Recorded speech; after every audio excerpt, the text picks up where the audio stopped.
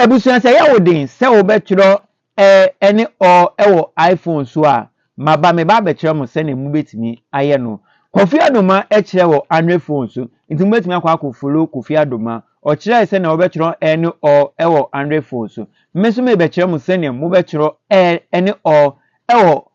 iPhone so in fact every language bia wasua bia wo pese wo kire no ubetimi atwono wo iPhone so say iPhone recognize tree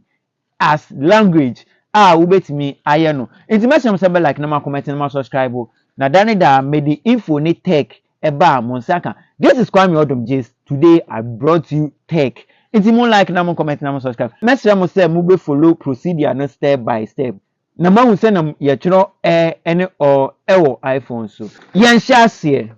enti say na obeye no wo home ho no ma screw co settings on afa screw bra down na co general sen screw bra down wo be hu keyboard wo ho no type wo keyboard ne so afa keyboard na wo so type so na bra add new keyboard no so type wo search button no na tro akan esan say me akan show or suggested keyboard nti me aye dada enti na show enti wo search for akan na obenya wo ba hwe hu say wo be choose kwati akan ti bo akan ne so na choose kwati akan unya ye nyape wawia no wo betimi akọ message on na afi akọ type wo any or no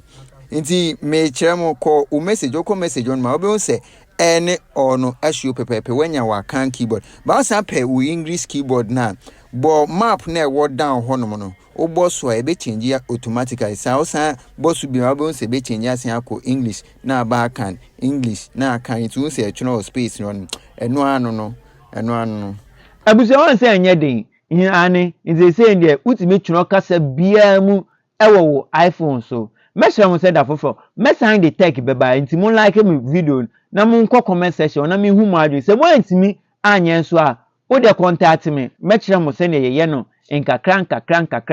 anase slow video no na hwe ne se ne ye ne nkakra no na watimi aye share me da fofo where Kwame Odom Gist me share me like na comment na subscribe you know say I'm the only Gist boy in town bye bye away.